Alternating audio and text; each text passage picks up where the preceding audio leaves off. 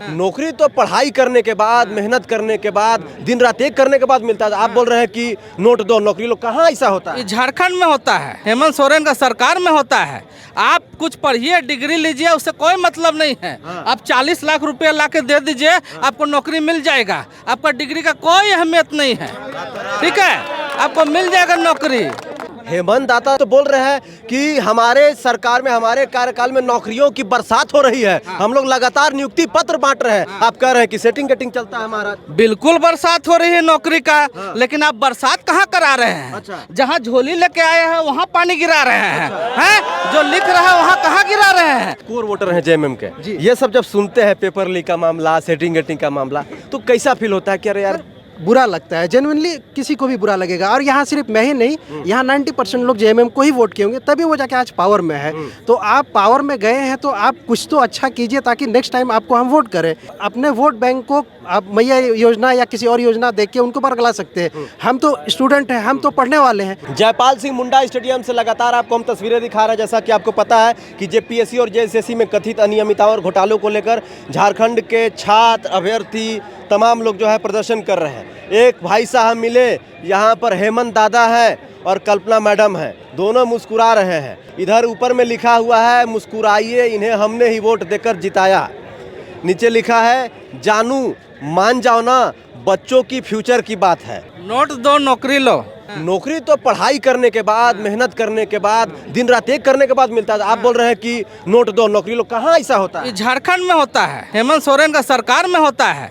आप कुछ पढ़िए, डिग्री लीजिए, उससे कोई मतलब नहीं है। आप 40 लाख रुपया ला के दे दीजिए, आपको नौकरी मिल जाएगा। आपका डिग्री का कोई अहमियत नहीं है, ठीक है, आपको मिल जाएगा नौकरी।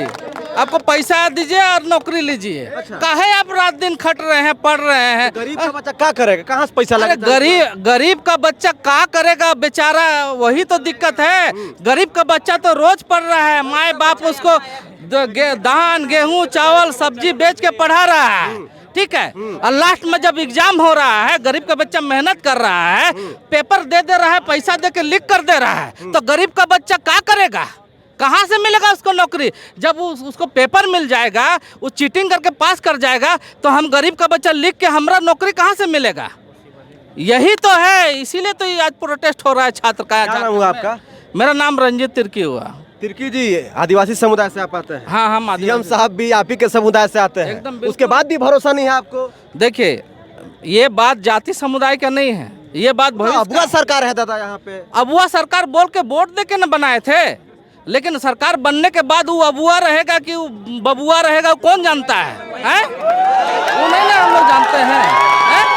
वो तो अब बबुआ हो गया, अबुआ बोल के बनाए थे। दादा रंजीत दा, हेमंत दादा तो हमारे दादा हैं, आपके भी दादा हैं, हम सबके दादा। वो तो बोल रहे हैं कि हमारे सरकार में, हमारे कार्यकाल में नौकरियों की बरसात हो रही है। हम लोग लगातार नियुक्ति पत्र बांट रहे हैं। आप कह रहे हैं कि सेटिंग गेटिंग चलता है हमारा। बिल्कुल बरसात हो रही है नौकरी का, लेकिन आप बरसात कहाँ करा रहे हैं? अच्छा। जहाँ झोली लेके आए हैं वहाँ पानी गिरा रहे हैं, जो लिख रहा है वहाँ कहाँ गिरा रहे हैं? वहाँ गिराइए ना, टैलेंट पे गिराइए। पैसा जहाँ है वहाँ कहाँ गिरा रहे हैं? इतना मेहनत करके जो लिख के जा रहा है, पढ़ के जा रहा है, वहाँ नहीं गिरा के, जब पैसा जहाँ दे रहा है वहाँ गिरा रहे हैं। नहीं चलेगा ऐसा। ये अबुआ सरकार को भी बबुआ में भेज देंगे, ठीक है, हाँ, बबुआ में भेज देंगे।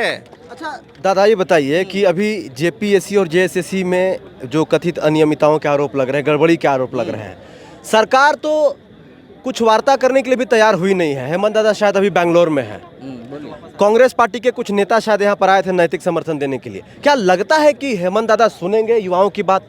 अच्छा, एक बात बताइए, आप परिवार का मुखिया हैं, ठीक है, आप एक 10 परिवार का मतलब घर चला रहे हैं, आपका उसमें बेटा बेटी, माँ बहन सब है, तो आप नहीं जान रहे हैं कि आपका बच्चा का क्या व्यवहार है, आपका बहन का बेटी का क्या व्यवहार है? आप तो सबको जान रहे हैं। तो कहने का मतलब आपका सोचने, आपका राजी से उचित सब चीज हो रहा है। ऐसा नहीं कि आप बोलिए कि हम नहीं जानते। अरे आप गार्जियन हैं, आप कैसे नहीं जानते? चोरी आप तो आप खुद करवा रहे हैं, तबे आप चुपचाप हैं। गार्जियन का बिगड़ चोरी होता है? वो खुद चोरी करवा रहा है तबे चुपचाप है।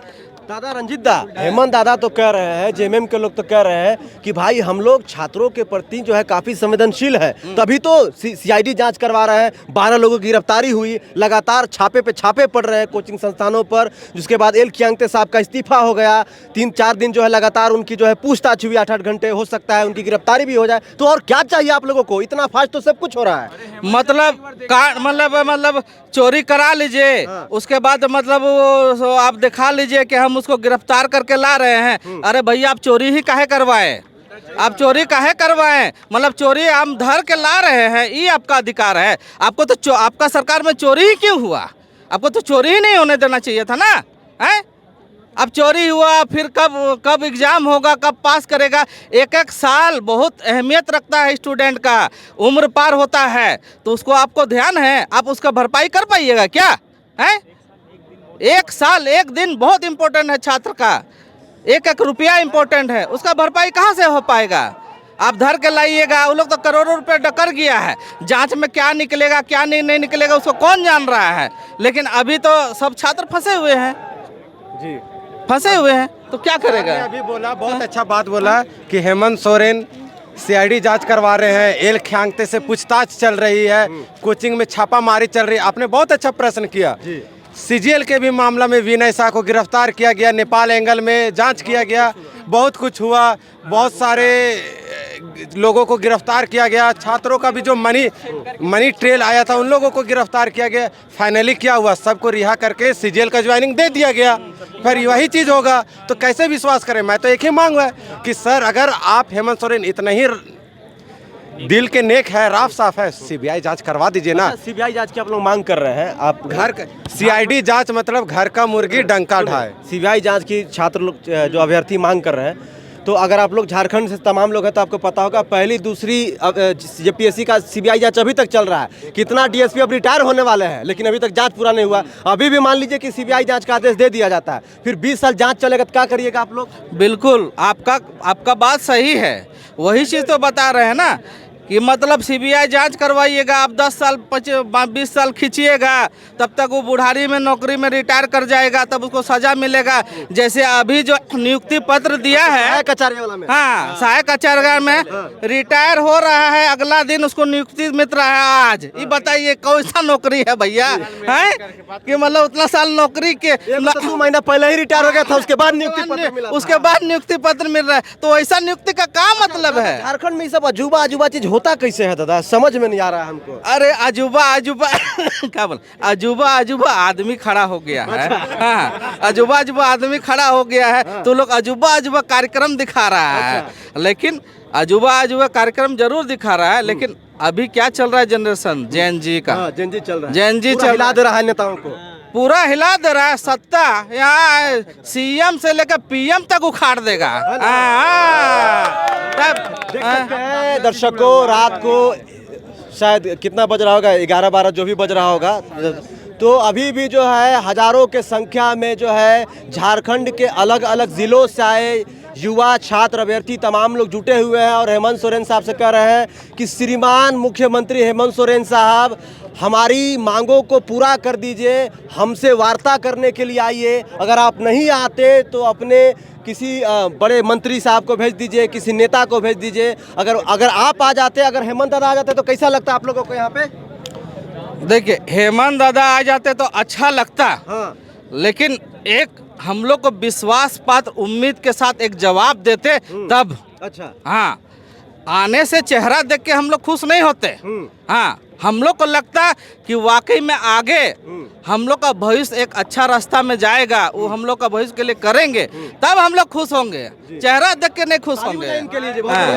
देखिए, आपको बता दे रंजीता, इधर देखिए, बहुत सारे लोग ये कह रहे हैं कि भाई जो प्रदर्शन हो रहा है, जो जयपाल सिंह मुंडा स्टेडियम में प्रोटेस्ट हो रहा है, यहाँ पर आदिवासी समुदाय नहीं पहुँच रहे हैं। आपको बता दें, कल भी हमने एक आदिवासी युवक का वीडियो बनाया, उसने जो इतनी शानदार बातें कही। अभी जो है रंजीत तिर्कीदा है, ये भी आदिवासी समुदाय से आते हैं, तो सभी समुदाय जाति धर्म के लोग यहाँ पर पहुँच रहे हैं। और सिर्फ जो है युवाओं की एक ही मांग है कि भैया जेपीएससी जेएसएससी में रिफॉर्म हो, परीक्षा में पारदर्शिता बरती जाए और पेपर लीक सेटिंग गेटिंग ना हो। यही यही मांग है ना जी आप यही मांग है सबका? ईमानदारी से सबका होना चाहिए। सीट बिके ना, यही मांग है। तो ये बहुत बड़ी मांग नहीं है। हम लोग सक्षम है एग्जाम देने। ये जो हमारे राज्य के युवा हैं, ये हमारे राज्य के युवा हैं, ये बेचारे मिडिल क्लास फैमिली से लोग आते हैं। किसी के पिताजी किसानी का काम करते होंगे, किसी के पिताजी मजदूर होंगे, ऐसे घर से लोग आते होंगे। ये लोग ना विधानसभा का जो है टिकट नहीं मांग रहे, विधायकी का, सांसद बनने का ये लोग इच्छा रखते नहीं है।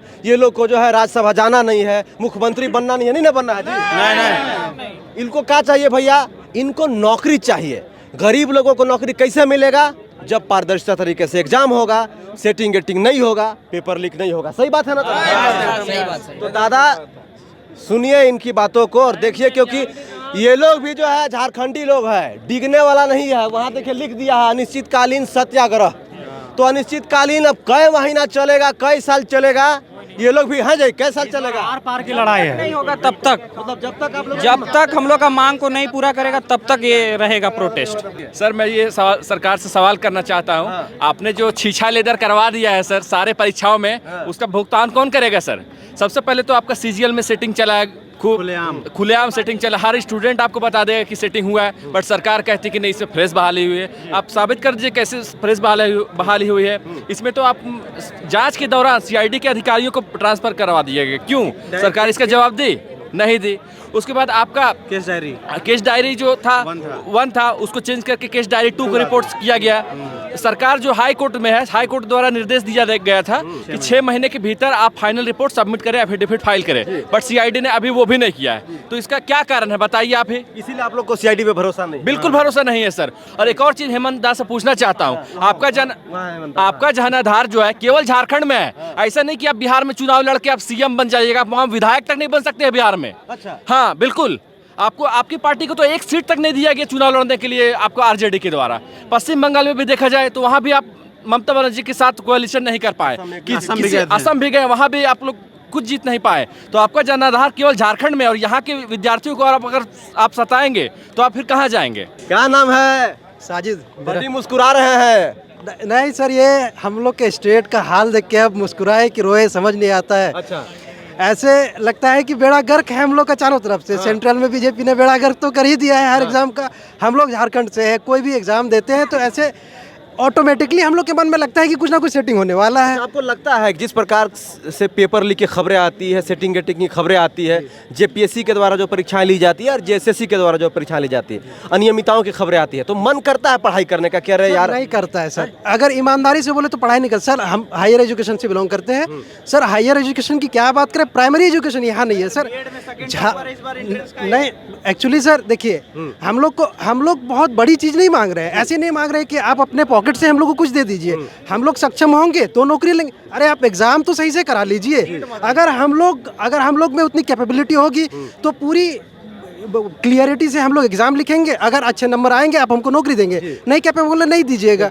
आपने ऐसे सिस्टम करके रखा है जैसे कि मतलब हम लोग जब पढ़ने बैठते हैं तो ऐसा लगता है कि सर पढ़े कि पैसे का जुगाड़ करें, कि सेटिंग करने में अभी अपना पैसा कहाँ से लाए। ये हालत है सर झारखंड की। बस सर लगता है कि पढ़ाई के साथ साथ पैसा जुगाड़ हो जाता तो सेटिंग गेटिंग कर लेते हैं सर। वो भी तो यह हाल नहीं है सर। झारखंड सबसे ज़्यादा रिच स्टेट होना चाहिए था आज इंडिया में। 40% खनिज हम लोग के पास है, कोयला हम लोग के पास है, जंगल हम लोग के पास है, जमीन हम लोग के पास है, सब कुछ हम लोग के पास है। दिक्कत है सर यहाँ सिस्टम ही इतना करप्ट है कि इतना करप्ट है कि आपने प्राथमिक स्कूल प्राइमरी स्कूल की बात की, वहाँ पर शौचालय नहीं होता है, लैट्रिन करने के लिए एक टीचर भी नहीं है सर। हम लोग जैसे मैं अभी बीएड का छात्र हूँ, आहारा में कियारी में खेत में जाना पड़ता है। एक स्कूल में एक टीचर है सर। तो मतलब सिस्टम इतना ज्यादा करप्ट हो गया है कि ऐसे लगता है कि अब सरकार पे भरोसा कैसे करें।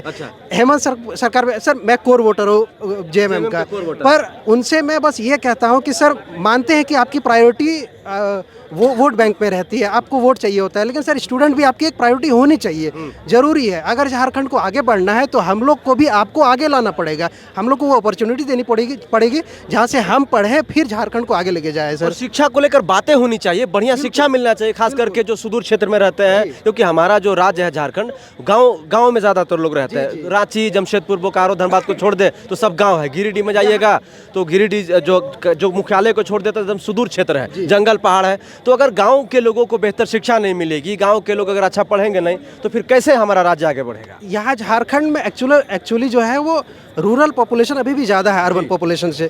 तो सर बस सरकार से यही कह रहे हैं कि सर आप हम लोग को अपने प्रायोरिटी लिस्ट में लाइए, हम लोग की बात सुनिए। आप अगर बहुत ज़्यादा नहीं कर सकते तो कम से कम आइए, एक बार बात कीजिए, जो बातें सही होगी वो बातें आप सुनिए। आप कोर वोटर हैं जेएमएम के, ये सब जब सुनते हैं, पेपर लीक का मामला, सेटिंग गेटिंग का मामला, तो कैसा फील होता है कि अरे यार बुरा लगता है, जेन्युइनली किसी को भी बुरा लगेगा। और यहाँ सिर्फ मैं ही नहीं, यहाँ 90% लोग जेएमएम को ही वोट किए होंगे, तभी वो जाके आज पावर में है।